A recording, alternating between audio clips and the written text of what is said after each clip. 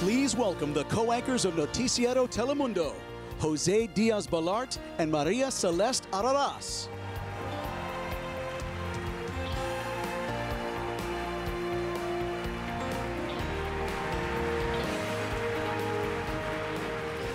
Good evening. Buenas noches. So, the Emmys have always kind of gone to the best among us, but an Emmy hand-delivered to the Pope on Pope Force One during his trip to Cuba and the United States.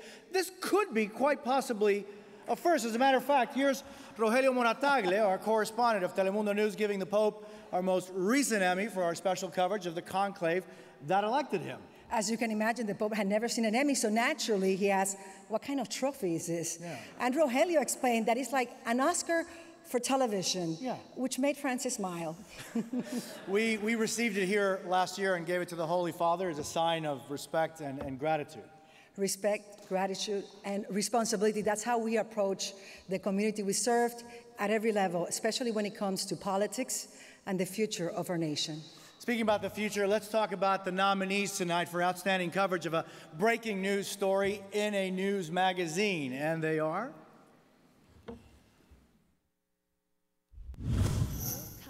60 Minutes, Ebola Hot Zone, CBS. Fault Lines, Ferguson, City Under Siege, Al Jazeera America. Fighting Ebola Street by Street, The New York Times. Frontline, Ebola Outbreak, PBS. Frontline, The Battle for Ukraine, PBS. Vice News, Russian Roulette, Dispatch 60, MH17 Aftermath, Vice Media. And the Emmy goes to The Battle for Ukraine, Frontline, PBS.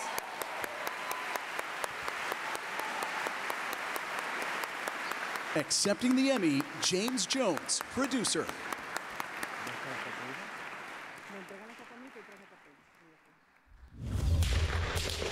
This was the deadliest fighting since the protest began in late November.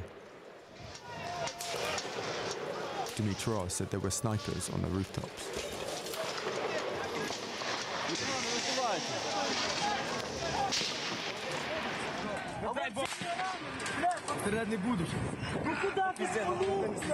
Така українська революція. Весела.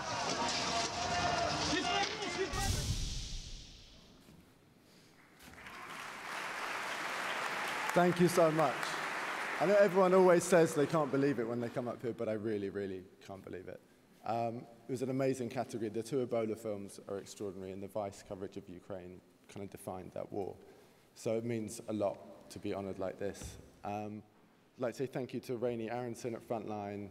I was finishing a film about Syria and Frontline in Boston, and every day seeing on the front page of the New York Times these extraordinary pictures from Kiev of this kind of medieval battle going on in Independence Square in conditions of -20. And booked a flight as soon as I finished the Syria film, went out there. Rainey called me a week after being on the ground and asked me what was going on, and I said, this isn't going to end here. Putin isn't going to allow it. And very quickly came on board and supported me, and here we are. So thank you to Rainey, thank you to Andrew Metz, thank you to everyone at Frontline. I love making films for you. And thank you to everyone here. It means a lot.